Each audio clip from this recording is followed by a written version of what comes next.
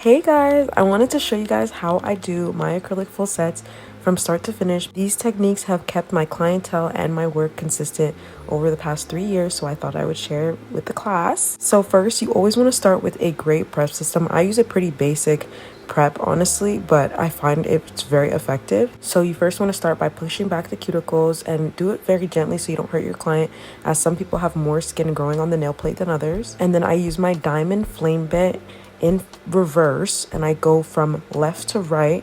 You're sort of doing a pushing movement of the skin, not digging onto the nail plate, because this will cause you to give rings of fire to your client, which you literally don't want. Your clients won't like you if you do that. 45-degree angle, not 90. I'm using more of the side of the bit. A fine grit sanding band. I believe the sanding band is 240 grit, but they also come in 180 grit, but I like 240 grit as it's not too rough on the nail plate. And again, I'm not digging into the nail plate. I'm more pushing back the skin using this bit, and I make sure to hold the side of the nail so I can really get in the grooves and in the corners where all protein growth might be hiding, and this is what will cause your nail to pop off or lift early. Then I'm using a sharp cuticle nipper. Don't use any dull nippers because this can cause you to tear your client's skin, resulting in them bleeding, or like you can make more mistakes than if you just use a sharp one, you know? So here I'm going and I'm just cutting around the dead skin that has been lifted up by me using my diamond bit and my sanding band. Some areas have regulations where you can't cut the cuticles, but I do for aesthetics. I then spray 99 to 90% alcohol and let this turn ashy on the nail. This is acting as your dehydrator because you don't need to buy a dehydrator. You don't need to buy a dehydrator. You don't need to buy it. I don't know why they feel like they need to sell you guys dehydrators, but it's literally a scam. As long as your nail plate turns ashy and it's dehydrated, no oil is left, you're good to go. This will allow for your retention to be amazing because there's not a lot of oils on the nail plate. And then I'm just going here and I'm sizing my nail tips. I'm using a 1-second glue from iPrincess. I love this glue. For any crooked fingers, glue the fingers that are straight first and then glue the crooked finger using the guide of your knuckle first. And I like to use magnets to size my nail tips, but also make sure you're sizing your nail tips like as you're going through the process, because sometimes some nail beds can be longer than others, and that will cause for some nails to turn out longer, if that makes sense. So make sure you're just double checking that all your nails are completely even. And then I'm using my e-file to kind of shave off the sides of the nail tip, because if your client has a little bit of a wider nail bed and you use kind of the traditional nail tips that are not tapered, it will cause for your nails to look very wide. As you can see here, before I shape it versus after I shape it, it's a big difference. And I like to go and I like to blend the nail tips to the nail. This is not mandatory, but again, I feel like this just helps with my process. Scrub again with your alcohol. I like to use these two primers. I don't know, I find that every primer I've used has given me the same result as I've kept the same routine. I don't think it really makes much of a difference. I think it's really just about how you're prepping the actual nails.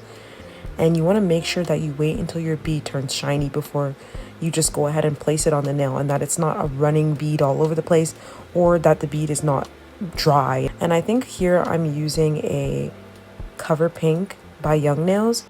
As you can see here, I've had ample time to work with my bead because I've picked up a moldable bead, but my bead is not dry as well.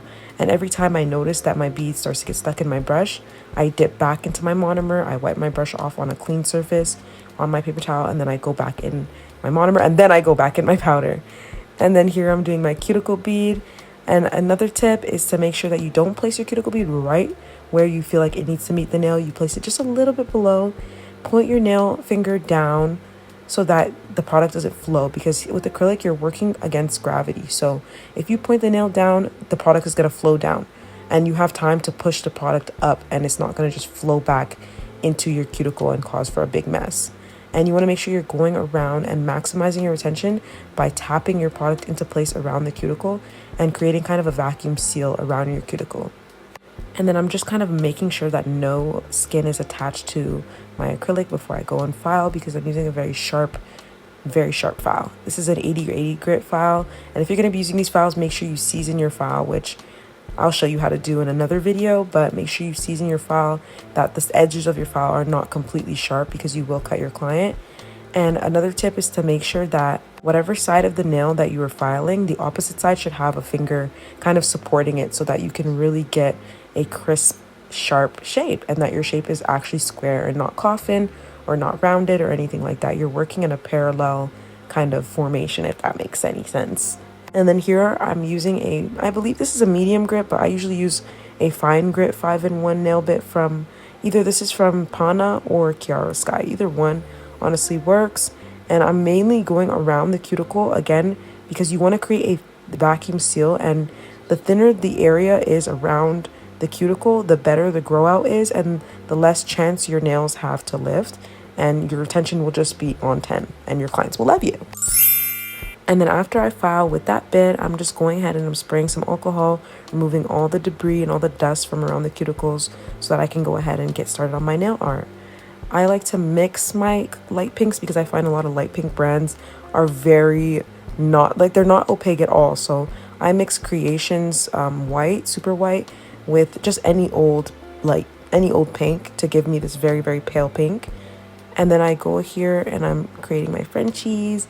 And let me know if you guys want a detailed nail art video of some common nail arts that I do very often, and Frenchies is definitely one of them. And she kind of wanted this kind of, I don't know how to explain it, maybe it's kind of like a lacy design kind of type of thing, because we're going for like a ballerina coquette aesthetic. So basically I'm just creating 2 X's and making sure that they're kind of very symmetrical. And I'm going here with some pearls, with any sort of pearls or gems that you notice are kind of covered in like a plasticky coating, like the silver or like the chrome gems and any like pearl essence gems. You want to make sure that you cover it in my Makartt Rhinestone glue, and you also want to make sure that you're top coating it as well because they will chip. And then I'm going here with my bows, and I make sure that I etch the back of these bows, because if you don't, these bows will pop right off, because I think the plasticiness and it's very smooth at the back, it will cause for them to pop off. And I make sure that when I place these bows, I place a nice layer first, glue that on with my Flash Cure, and then I go and I fill the gaps, and this will make sure that your bows actually stay on and they don't get caught on anything. I'm going in with Gaoy, I think that's how you pronounce it, Gaoy Top Coat. I really like this top coat. It's cheap, it's effective, it's shiny, it's cute, she's everything. So I'm just going ahead and I'm top coating, making sure I don't miss any spots. And you want to always double check your nail before you cure.